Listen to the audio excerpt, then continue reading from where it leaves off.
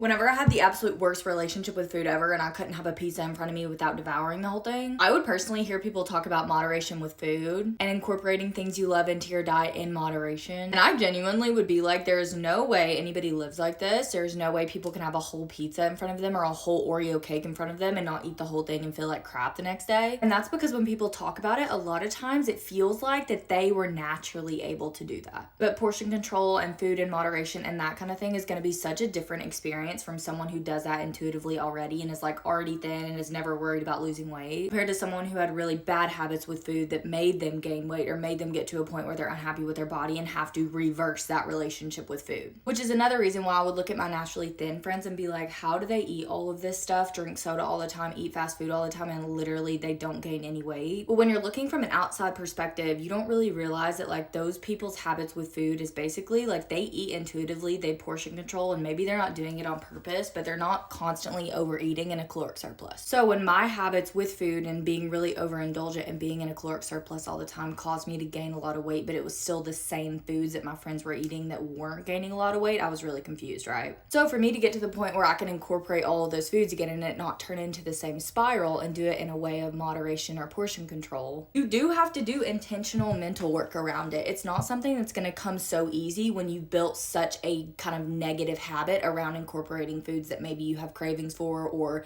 you deem unhealthy. So when I had to start incorporating things I love again, it really wasn't, oh my gosh, this is so easy, I'm just going to portion control it now, and oh, simple solution I've been missing for my whole life. I had to be really intentional about like building a habit where I included things that I loved in my diet that I normally had like an overindulgent mindset about or around in that situation. I had to stop intentionally avoiding those foods and then intentionally work them in a healthy way. And one of the reasons that counting macros and calories really helped me with this is because I wasn't scared to incorporate those foods anymore, thinking that they were going to like produce a certain result, like, oh, if I eat this crumble cookie, I'm gonna gain weight. It helped give me a little bit of control around, okay, I know that I can kind of have a budget with calories and I can start working things into it that maybe I used to have bad habits with. And so then once I started doing that with macros and calories, and I was like, okay, I did see the result and the product of like, okay, when I incorporate these foods in a smart way and moderation, it's gonna cause me to stay where I am and be happy with my body or not produce the same result of weight gain that it did last time that I was always overindulgent with them. That's when it started leading to me being a lot more comfortable intuitively incorporating them whenever I wasn't counting calories that day, for example. So it's a process and it doesn't happen overnight, but you will get there as long as you start putting the work into it to incorporate them and be intentional about it.